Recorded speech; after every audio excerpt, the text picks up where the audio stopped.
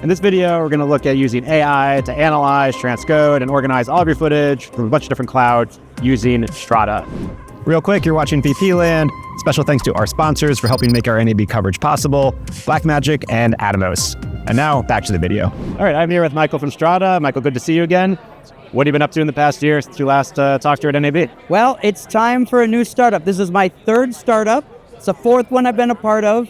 And I think if I look at a pattern in my life, about every 5 years, I get this itch for the next emerging thing. And the only way to scratch it is to quit my job.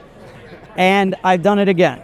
And what do we got here with Strada? So Strada is a cloud workflow platform that's powered by AI.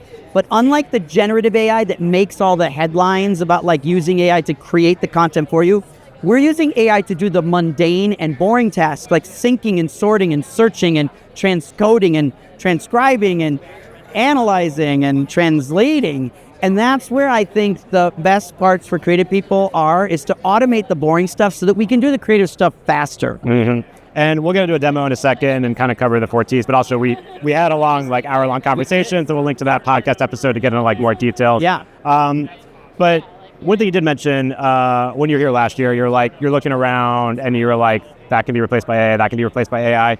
When you're looking around now, what are you seeing? Same thing, different thing? It's the same thing. What we're seeing right now is, yes, there's a lot of technology that can be automated.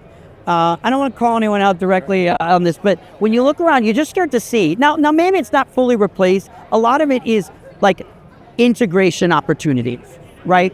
If you can see a task that someone can do over and over and over in your ecosystem of your products, that's the one that you should evaluate. Can AI remove that task entirely, right? And some companies, they make entire hardware just to do those tasks, and that's expensive and large and heavy and requires cooling and stuff like that. So it's like, can that just be taskified in the cloud? And that's where I see some companies, the entire company could go away, or a portion of it, or they could make their product better by integrating an AI component that automates a part that used to be a little bit slower. But do you feel like with a lot of the sort of AI tools that now it's sometimes like a fragmented, like in order to do what you want to do, you got to like bounce around between so many different tools. I mean, how is Strada addressing that? And how do you think about that in the future? So I would say one of the largest problems with AI tools in general is they're not built by subject matter experts in this industry. If you talk to an engineer that has a cool AI tech and you say, how does it work with log and ACES color, and it has to work with, intra-frame encoding, and I need to be able to have UTC timecode with broadcast wave files that are polyphonic, they're going to be like, I don't know what you just said. And we're like, well, then I can't use it because all that matters to how we work here.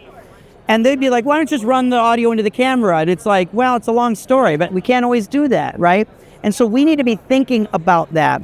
And so at Strada, we are not removing any of those really tough, annoying, hard edge case of like, it's got to be dual system sound, it's got to support really high resolution files, special compression, like either uncompressed or like, ProRes compression, something that's very low compression. And just being able to make sure it works time code, right? Like you got to have sync picture and sound together. And so we're building our own orchestration layer. And we built a custom orchestration layer and a custom AI engine. Even though we don't make all the AI, we bring in models, we power those models. Sort of like a really, Ferrari does not make every part in the motor. They don't make the tires, right? They don't make their own rubber gaskets, right? So, but they assemble it in a device that people say, that is special. There's something about that because of the custom stuff around the off-the-shelf stuff. Strada builds the custom stuff is the hardest stuff that only a subject matter expert would know to do. And then we could take other people's AI and make it work for our industry. I know you're early stages in the AI and the stuff you're integrating, but you had laid out the model of like bringing in an AI kind of model marketplace or bringing in AI for different solutions.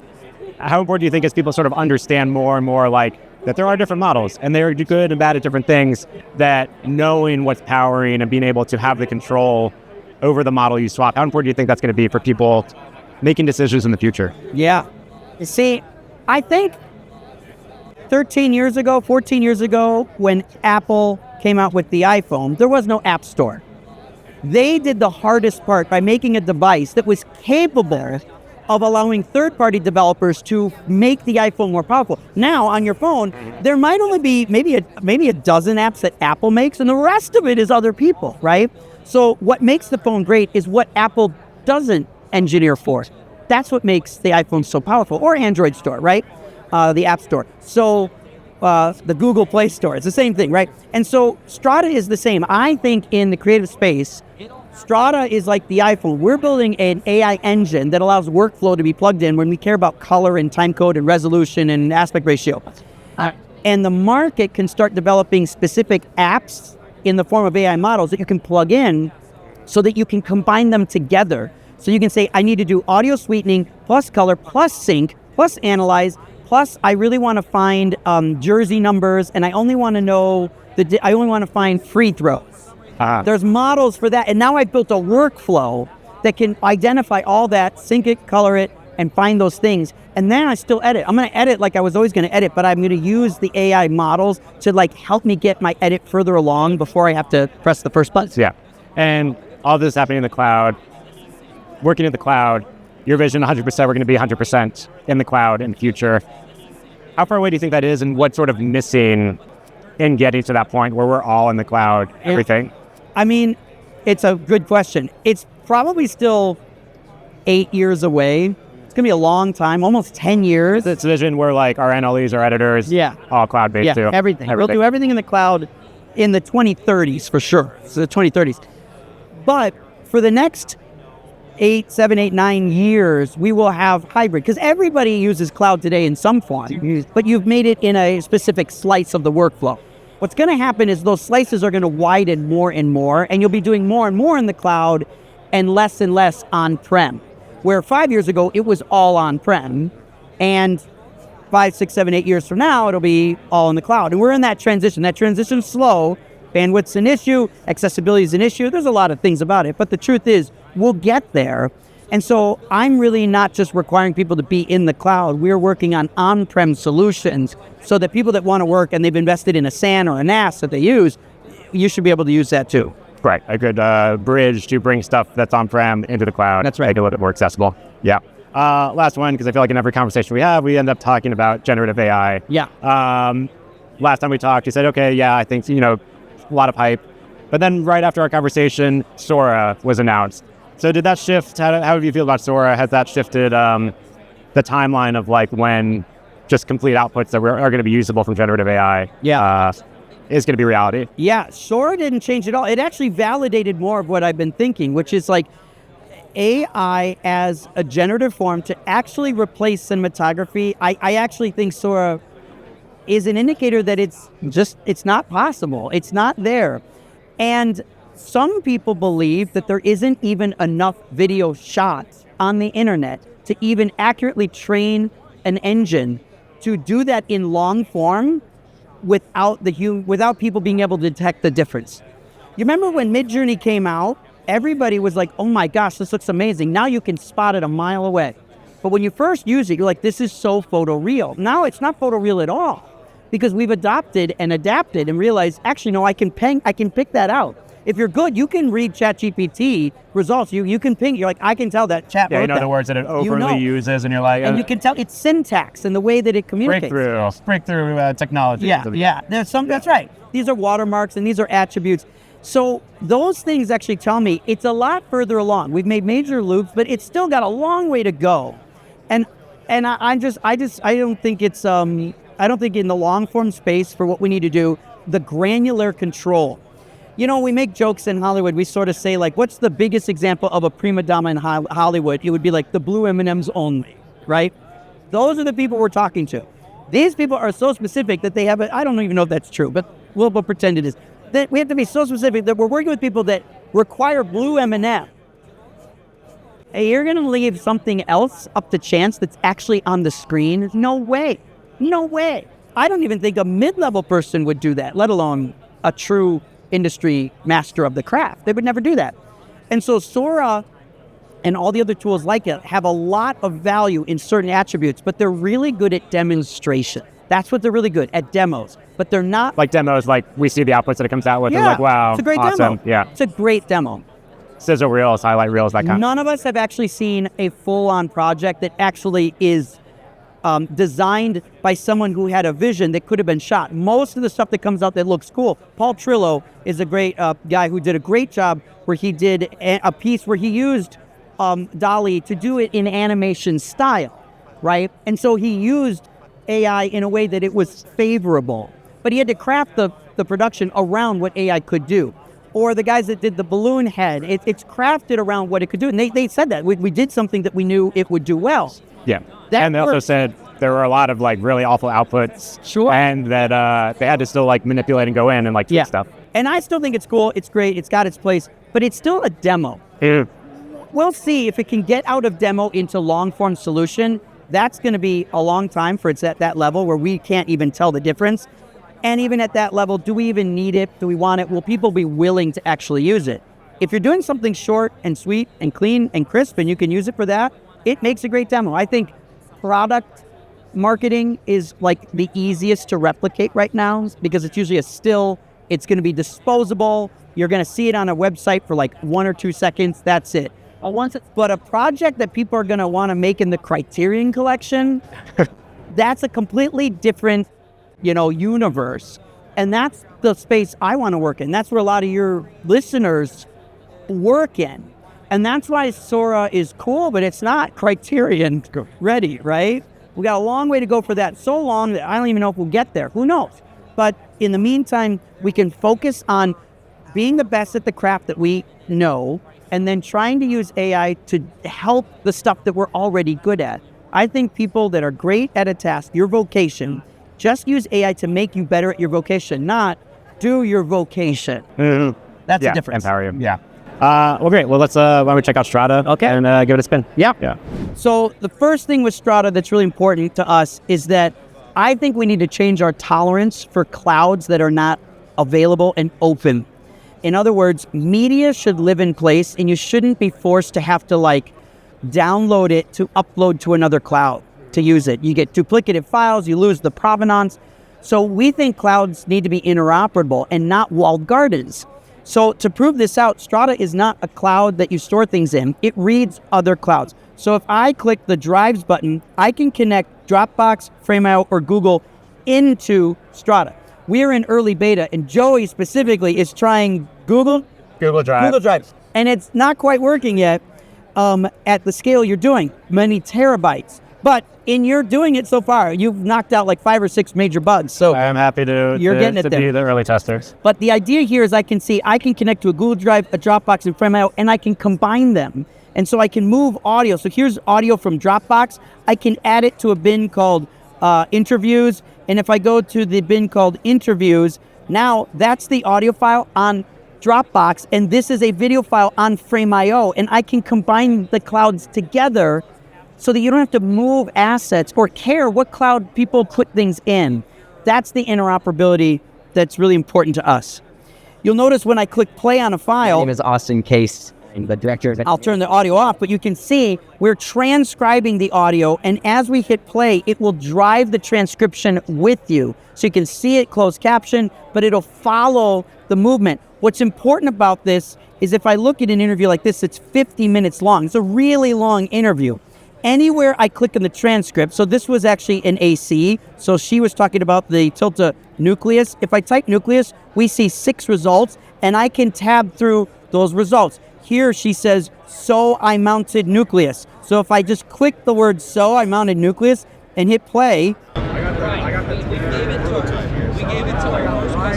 I'm not hearing it, but she's saying it. I got it here. Yeah, she's saying so I mounted nucleus. Yeah. So we have the ability to follow the transcript as it goes, which is really, really powerful. And then we've got our synced, our angles, and audio here. Right. It's so obvious. I forget to point that out. These are 3 different assets, an audio file, an eCam, and a DCam. And these files are not rendered. They're just being stacked and played together in sync. And we're using timecode to stack the assets together. So you're looking at a synced multicam, but there's been no rendering yet. It's just a virtual file reading off of different clouds. So You don't even have to render in some cases if you want to just watch and listen Or and search tag. or find stuff. That's yeah. right. But what I can do on these things is I can say, I want to tag this. So if I want to tag this, I can then go to a film here called Rattled that has a whole bunch of tagging. So if I just click on this first clip here, we see our normal multicam here. I could play back and see it in sync. Again, I have picture, sound, and picture, so it's a multicam. But if I lift this up, you can see that it's tagged all sorts of different features that it sees. Objects, people, faces, actions, and even emotions. And then it tags them and it puts them on a timeline of where did that action happen. So we're seeing in this take alone, there's 41 automatic AI tags. And across of all this media here, all these takes, I could search by fruit.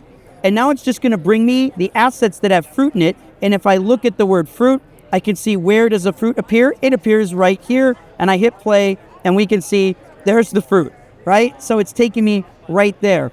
So actually, when you're analyzing this, because like what if you have the fruit in one shot of this multicam, but not in the other shot? It's adding them together. If I wanted to hide, I can turn off one of the channels and I can get rid of a camera angle. It'll only show what's tagged in the angle. In the multicam, it adds them It's showing together. everything that it's seeing in both angles, Yeah, right? yeah. And right now, this is whatever this model is trained on, the objects. But I'm assuming in the future, it could be training it on certain faces, training it on That's specific, like if we had a Tilta device and we wanted it to be like, show me the Tilta. That's right. Because right now, you see an example here, is it understands things like, let's click, I gotta find a take where there's a slate at the beginning. Here we see, it understands a clapperboard, right? So it understands this is a clapperboard and it knows, oh look, there's a clapperboard right there, right? It understands that. But what you can do eventually, we can't do this today, but you'll be able to say, this actress right here, I'll be able to go to her face and say, this is Flo. And I can tag her, and if I tag her 2, 3, 4, 5 times, it'll start to learn, and then it'll propagate that across all your media. So you only have to tag her a few times. Because of motion blur and angles, one is probably not enough. But after you do several, it'll get really good at being able to predict who this person is. And then you could search Flo in the kitchen with the cat, and it'll do that. Think of wedding photographers. They only know the bride and groom's family for one day. So if you can say, this is Jack and Jill and Grandpa Joe, once they tag that, it's tagged, right? And so they can go through their photo library and apply things really fast. And I think like last one, is it transcode or converting some of the media? Yes, and I want to demonstrate this. I'm gonna go to Frame.io here, and I'm gonna clear this out. I wanna clear this out. I'm going to empty this directory. So this is a blank directory in Frame.io called Dailies. Because we're connected to Frame.io, we can read from it, but we can also write to it. And Frame.io is the best video cloud in the world today. So what is so cool about this, I can go to my export tab. I can select a destination, and I'm going to go to Frame.io renders, and I'll go to that Dailies folder. And then I'm going to go to my transcode directory, which is here. All of these files, I'm going to make a H.265, I'll do it at high quality, and I'll do it at 1080, and I'm gonna hit run. This is gonna submit 85, it's not actually 85 assets because they're multicam. So it's more like 160. This is about 3 hours worth of footage. And what it's gonna do is not render one at a time, which we're all used to. 2 problems with rendering locally. You can only do 1 clip at a time. If you do another batch, that whole batch gets in this long queue, and you can't do anything on your computer when it's rendering because it's going to tax the processor. Because this is the cloud, we can spin up 2, 3, 4, 5, 6, 7, 10, 50 computers. I can close my laptop and it won't matter because I've submitted to the cloud, and I might have dozens of computers doing the render for me. So what's happening right now in this 3 hours worth of footage, it takes about a minute to start because it's got to start. We basically bid on machines. We buy them real quick and we start sending them processes. It's all automatic. And if you're a user that has a lot of money and no time, you could buy, I want 12 machines for this job or 50 machines for this job. If you have limited funding and you're like, I have time, you could just do it on 1 machine or 2. Could it'll you be run cheap. it locally, or is it always going to be evolving a cloud? We will machine? eventually offer local rendering, absolutely. But we are right now all cloud, and the cloud will always be faster because you can just keep adding nodes. So right now, it's starting to spin up more and more machines, and it's just going to start going down. So 3 hours of footage in this will render in about 9 minutes. So we're rendering at about 500 frames per second, but we just turn on more machines. We can double it to 1,000 frames per second, 2,000 frames per second, and 10 minutes or 3 hours of footage could be rendered in about 2 minutes. Yeah, that's why it's a different paradigm. It's a different paradigm, and we give users the ability to throttle up and down based on the account. Like if you have an account that's enterprise, I always want 50 machines at my disposal. It could be the project. This project is paid by a big group and we have to move fast, or just the job. I just want this job to have. And so you can sort of bid it yourself because you're going to get a bill based on how much compute you use, but we don't ever charge for how many users you have. I don't care users. Bring everybody you know. That's fine. But we're only going to charge you if you're using the platform. Correct. Where a lot of platforms, they charge you whether you use it or not. And so how many people have access if, and how many if they're people using have it or access. not. And we don't want that. The taxi meter is only running when you're in it. Yeah. And when you get out, we're not going to send you a bill for rendering or the potential of rendering, right? Only when you render.